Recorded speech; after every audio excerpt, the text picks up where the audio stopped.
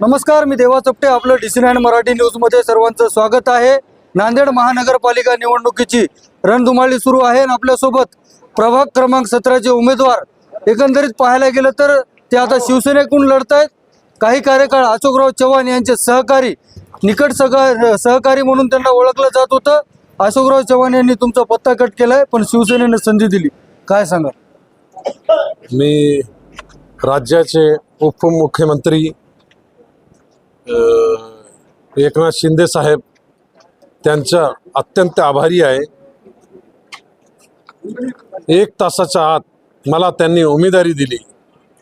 याच्यानंतर श्रीकांत शिंदे साहेब, हेमंत पाटील साहेब, बोंडारकर साहेब यांचा बी मी अत्यंत आभारी आहे की माझ्यासारखा एक सामान्य कार्यकर्त्याला उमेदवारी देऊन त्यांनी जनताची सेवा करायसाठी एक मला मौका दिलेला आहे. त्यांच्या विश्वासाला कधीही तडा पडू देणार नाही. मी सदैव जनताच्या सेवासाठी उपस्थित राहील. प्रभाग 17मधून जे पहिल्याचे नगरसेवक होते ते इतक्या वर्षापासून काम काही बघितलं नाही, काय नाही. सगळ्या परिसर, गुरुद्वारा परिसरमध्ये प्रभाग 17मध्ये कचऱ्याचे ढीग, गटराचे पाणी वरून पूर्ण वाहिले. तर नाल्यामध्ये कचरा पडलेला आहे. रोड सगळे खोदून ठेवलेले आहे. लोकाला इतका त्रास व्हायला. आता सोमेश कॉलनीमध्ये आम्ही प्रचारसाठी फिरायले. सोमेश कॉलनीची जनता हे तर मतदानावरतीच बहिष्कार टाकली. मतदानावरती कोणी कशासाठी बहिष्कार टाकतो? त्या भागाचा नगरसेवक वार्डामध्ये फिरलं नाही, काम केले नाही. रोडवरती इतके मोठे मोठे गिट्टी ढोंडे आहे की स्वामी समर्थांच्या मंदिरासाठी हजारो भाविक रोज दर्शनासाठी येतात. ते पायामध्ये चप्पल बी नसते, ते नंगे पाय येतात. त्याच्यासाठी त्यांच्या पायामध्ये गिट्टी, पत्थर वगैरे सगळे हे चुबत आहे. तर इथली जनता वैतागली आहे यांच्याकडून. तर हे परिवर्तनची लाट आहे. जनताने विचार करून ठेवलेला आहे की परिवर्तन आता करायचं. शिवसेनेचा भगवा महापालिकावर फडकवणार म्हणजे फडकवणार, तर शिवसेनेचाच महापौर होणार. बरं, एकंदरीत पाहायला गेलं तर 30 वर्ष कार्यकाळ तुम्ही अशोकराव चव्हाण यांच्यासोबत काँग्रेसमध्ये काढला. एक निष्ठ म्हणून, कार्यकर्ता म्हणून तुमची ओळख होती. तुम्हाला तुमचाच पत्ता कशामुळे कट करावा लागला त्यांना? ते तर त्यांनाच माहीत आहे. मी तर विचारलं, त्यांनी काही मला सांगितलं नाही. मी तर म्हणलं की साहेब तुम्ही मला फक्त आशीर्वाद द्या. तिकीट समोरच्या माणसाला देऊन टाका, मला फक्त आशीर्वाद द्या साहेब. मी तुमच्या आशीर्वादच मला द्या, लई झालं म्हणलं. राष्ट्रवादी आणि शिवसेना एकत्र लढते, काय फायदा होणार का याचा तुम्हाला? बिलकुल नक्कीच होणार आहे फायदा. आपला चिखलीकर साहेब, ओमप्रकाश पोकर्णा, आपले आमदार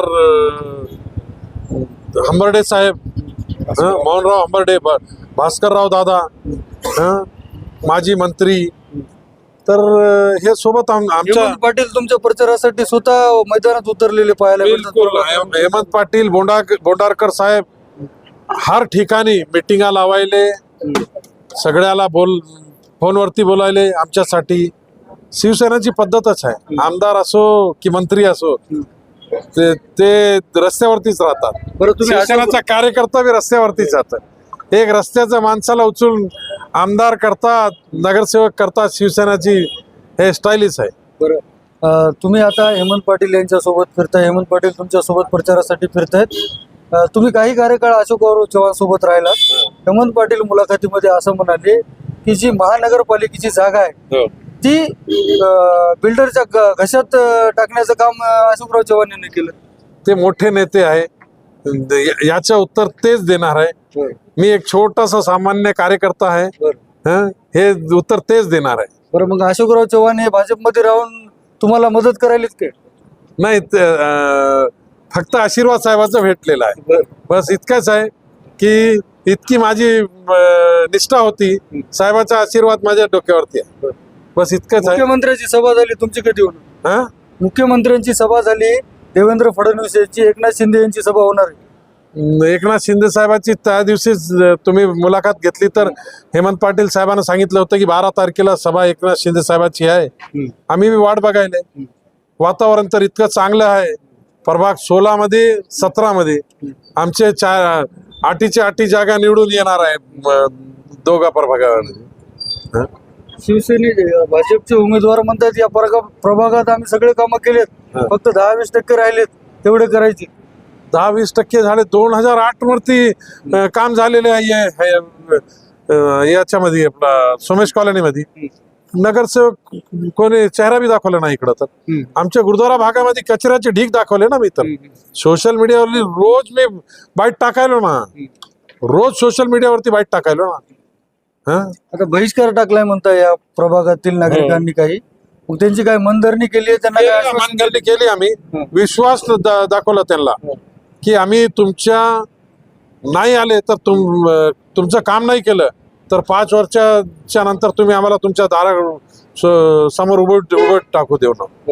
तुम्ही शिवसेनेमधून निवडून आल्यावर शिवसेनेमध्येच राहणार आहेत का? मग अशोकराव चव्हाण यांनी आशीर्वाद दिला म्हणून परत भाजपमध्ये जाणार?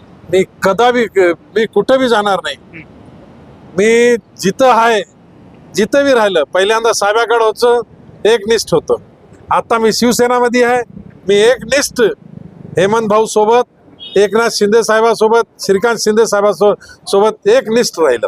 अशोकराव चव्हाण यांनी 50-50 लाख रुपये घेऊन उमेदवारी दिल्या म्हणतात. तुम्हाला तशी काय ऑफर आली, मागणी आली काय? नाही, मला तशी काही मागणी आली नाही.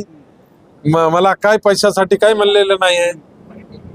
ते उमेदवारी का देना गेले ते बी म्हणले नाही. तर मी म्हणलं ठीक आहे, नाही दिले साहेबांचा धन्यवाद. दिले हेमंत पाटील साहेबांचा धन्यवाद. बोंडारकर साहेबांचा धन्यवाद.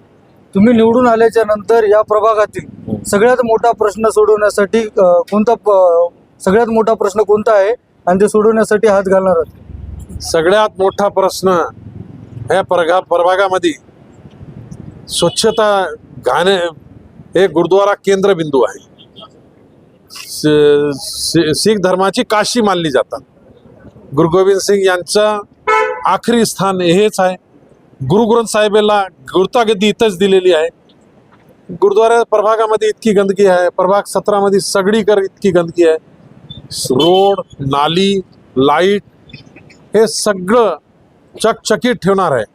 आम्ही प्रभाग 17ची जनता टॅक्स द्यायली महानगरपालिकाला. टॅक्स देऊन अगर मूलभूत सुविधा भेटणं झाली तर टॅक्स कशाला द्यावं? जोपर्यंत मूलभूत सुविधा भेटणार नाही तोपर्यंत टॅक्स बी देणार नाही इथली जनता. त्यांच्या सोबत आम्ही उभं टाकत नाही मूलभूत सुविधा नाही देत.